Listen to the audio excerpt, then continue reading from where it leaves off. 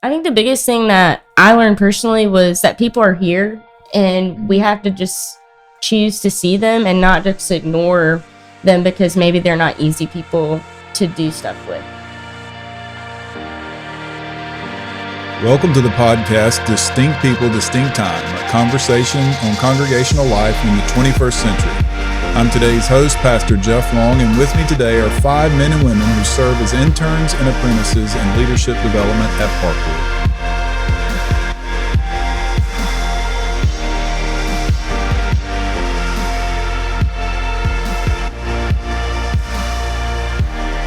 Parkwood. Last week we discussed interns and apprentices on the podcast, and we thought that it would be informative and helpful for the congregation listeners to actually meet some people who are involved in leadership development. So let's just go around the table and introduce yourself. My name is Casey White, and I do events and logistics and communication for student ministry. My name is Mary Claire Long. I am a senior in college, and I do the College Collective. I am Rylan Sloop, and I am serving as the GCT apprentice, and I'm a student at Southeastern Seminary. I'm Maggie Lee, and I'm the communications intern, and I'm also going to UNCC. I'm Daniel Moore, and I am the worship and production apprentice. And all of you have been serving for some time. You all went through GCT as a part. So let's start right there, and just a couple of you answer. How were you impacted by GCT? You guys actually were kind of lined up. You guys were 1 year. You guys were a different year. You were the intern for their year, right? Mm-hmm. Yep, All right. I was. So how are you impacted by GCT? What kind of impact did it have in your life? I think for me, one of the things that was really impactful was that it just affirmed my calling. It really helped me. Walking into it, I already had some framework as to what I felt called to do, but doing GCT really just set it in stone for me. Really helped me build what I needed to do next in terms of actually playing that out. So that was really good for me. Really good. I think whoever you ask that has done GCT, most of the time they'll say, it was the best summer of my whole life. You just do life together with a single group of people, and they really do become like your family and your best friends. And when you leave, you're sad, but you remember it forever. And I mean, for me, like Rylan said, really just confirmed my calling and wanting to go into ministry. I remember like at the Pathways retreat, like changing schools, changing my major, deciding that I wanted to do something different because of just the impact of GCT. Yeah, so you talk about pathway. Who's still on the same pathway that you established at the end of the summer? Yeah, I am. Yeah. Everybody is. Yep. All right. Have you changed even a little, maybe, or is it you got more focused? More focused. Mine's not completely changed, but it was just more of the focus of production and video production.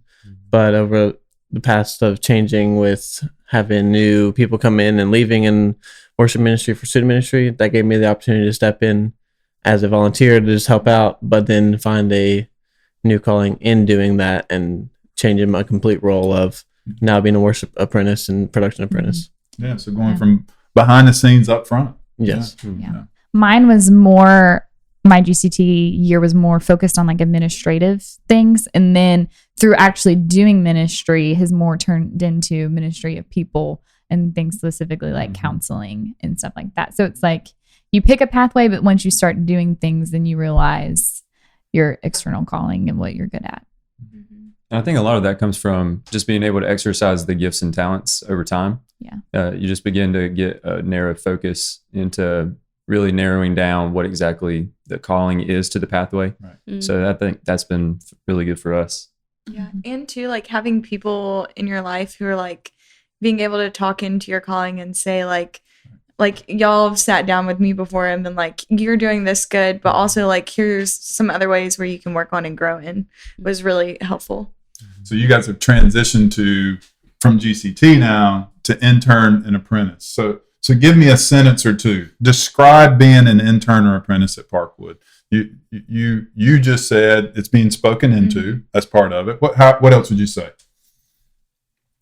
One thing that me and Casey actually were talking about a couple weeks ago.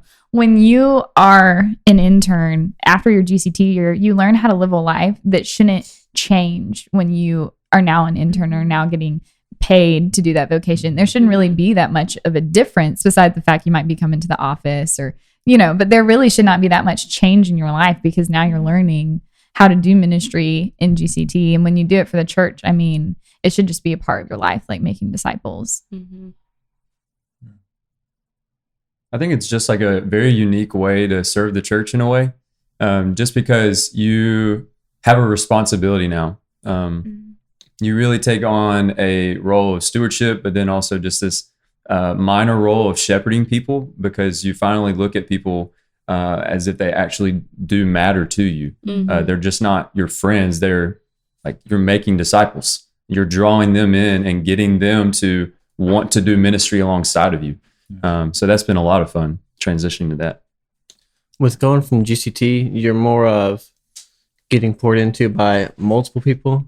For example, I was like you as in leading us in teaching and then Scott Hand and Bradford, but going from to now you're an intern or apprentice, you're more of just that one single person you're working with.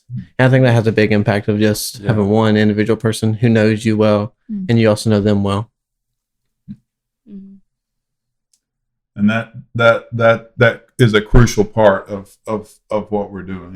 It's cool, like seeing you and Colin sitting at Gia with your Bibles open, studying, and talking, and people speaking into your life. So, what stands out as the most helpful learning experience that you personally have had in leadership development? So you can go back to GCT if you want to. I'm really looking in that intern apprentice phase. So what experience really has impacted, shaped you?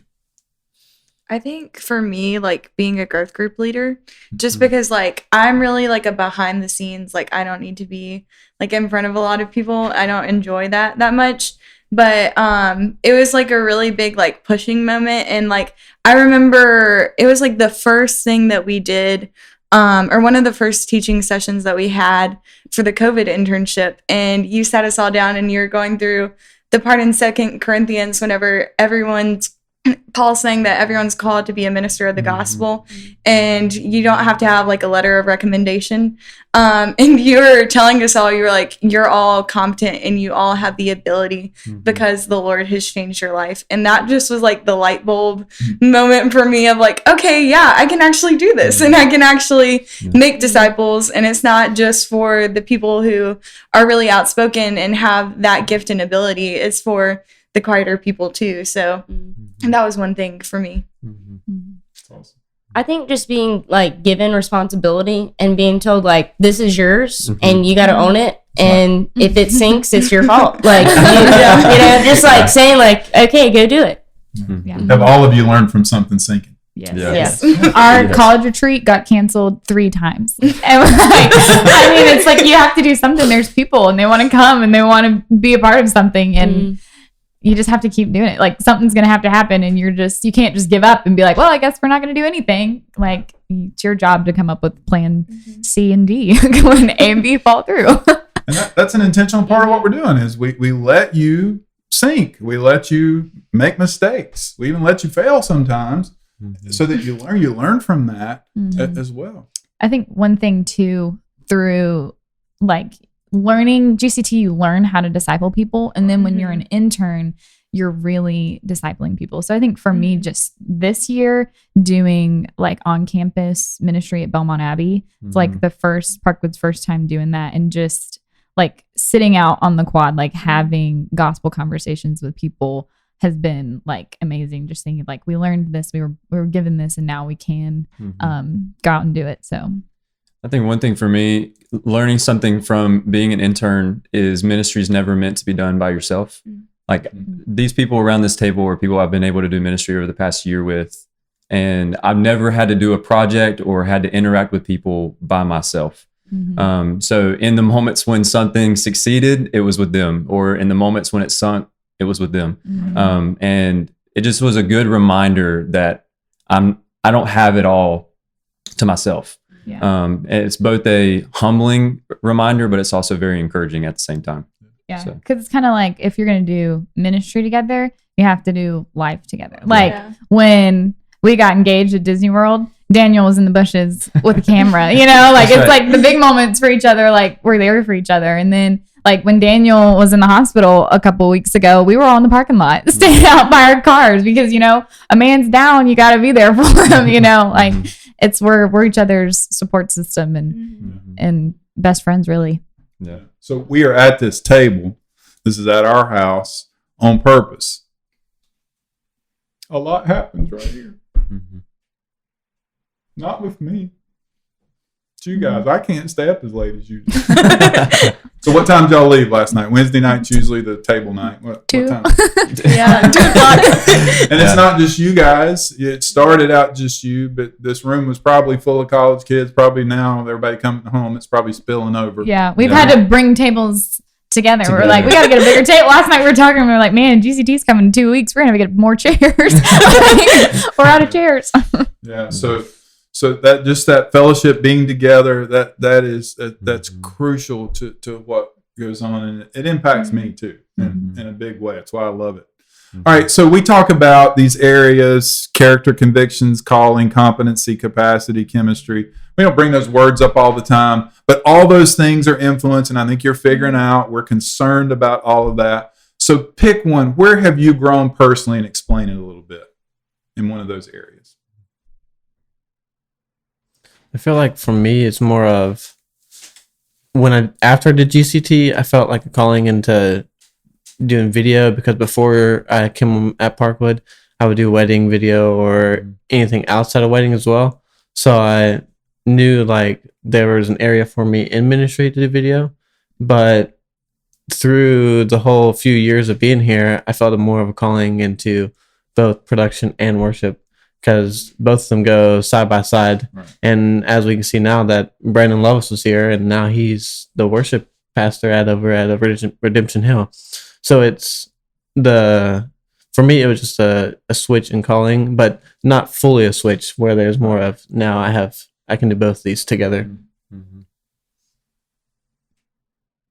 I think for me, this past year has been like capacity, because Anna was all of our boss. That's what we call her. We all call her boss. You know, she was the one over the interns and apprentices. Mm-hmm. And when she got married and left, we were all kind of like, whoa, what do we do? You know, like our boss is gone. But she had prepared us and she had taught us, and she was like, no, you can do this. And so for me, it was being pushed to the capacity that I can do things even when I don't feel like I can. But that a lot of that comes from support of other people, because when you throw an event, like you can't do that by yourself. When we do the gathering, like we have to have people leading worship and teaching, and so it's, you learn your capacity of what you can do and with the help of others. Mm-hmm. I think one for me would be competency in just some areas of ministry, like administrative and communication. I've always lacked the skill in those areas. But just given the responsibilities that I've had to take up with GCT, it demanded that kind of growth. And so being pushed in that area, I'm able to walk away with these new areas of being able to have strength in those communication and in administrative tasks. So, yeah. Anything you guys want?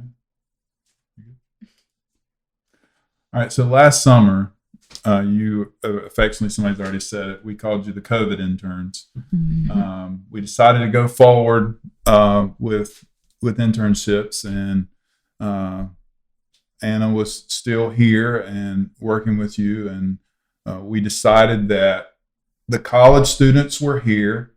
Parkwood had never been very effective at college ministry, so we put you in a room with whiteboards, and together College Collective was born. So what did you learn doing that together last summer, which has now exploded into a ministry? I think the biggest thing that I learned personally was that people are here, and we have to just choose to see them and not just ignore them because maybe they're not easy people to do stuff with, or they're not the people that you automatically think of in your mind. But you have to just get out there and look for them. Right. Right. and every week somebody new showing up, right? Mm-hmm.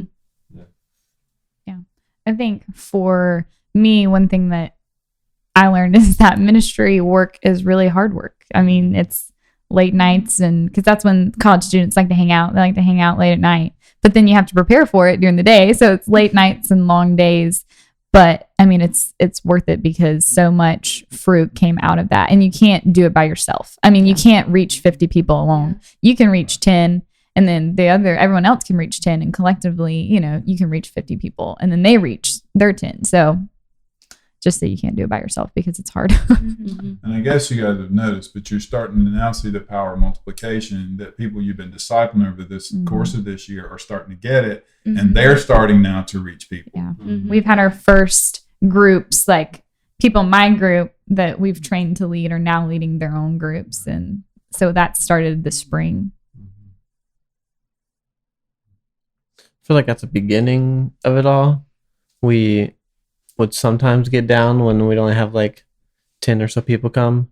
But now that we have upwards of 50 or 70 in the summer when all the college students come home, and now at GCT, but it's really encouraging just to see like how it's grown in that way. And it's you can't expect a number. You got to rejoice even when you have 10 people there. Yeah. The 10 people still matter instead of the 50. Yeah, and that's true. Like when you throw an event and only 10 people come, you go with those 10 people and have the time of your life with them, because that matters to them that they came. Yeah. Ministry to people is more important than the event. All right. So where do you sense the Lord leading you? The goal primarily is that we raise you up to send you out. There are exceptions to that. We'll talk about that in just a second. But where do you sense the Lord leading you in your future? Maggie, you start.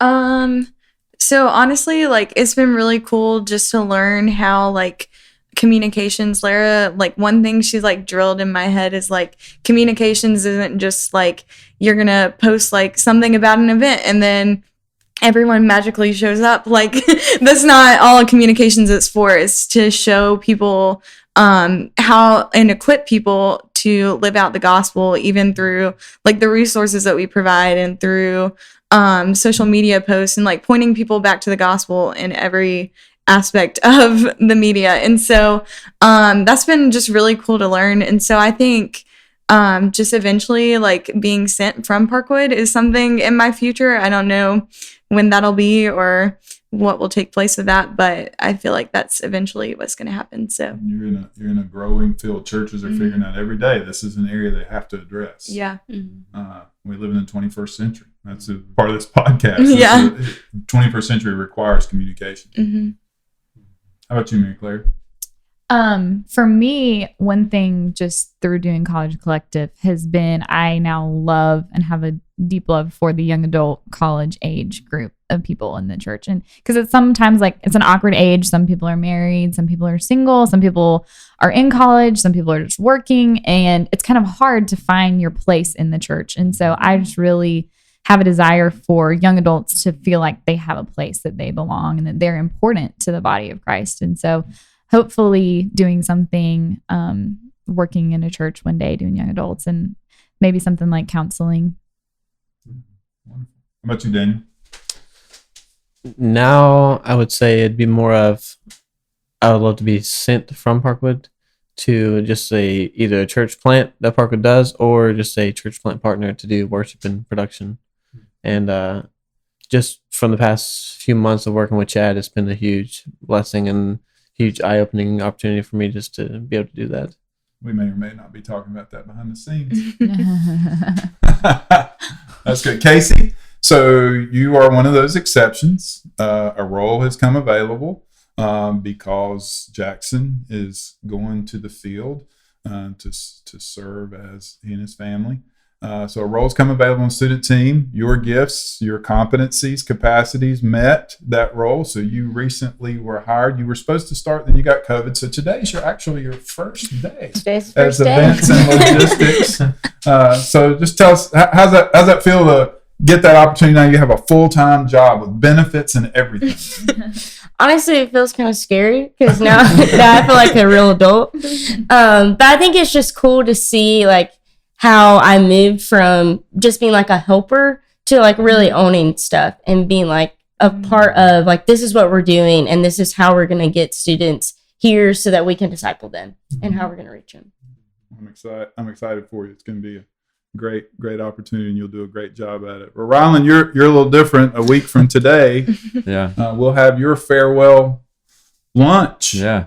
So what is the Lord led you to, Rylan? Yeah. So back in December, some conversations started with another church, and so the Lord just over time just began to make it clear that He's calling me somewhere else. And so next week, I pack up a moving truck and I'm moving to Loudoun County, Virginia. And I will be serving as the new Rock Student Ministry Director for McLean Bible Church.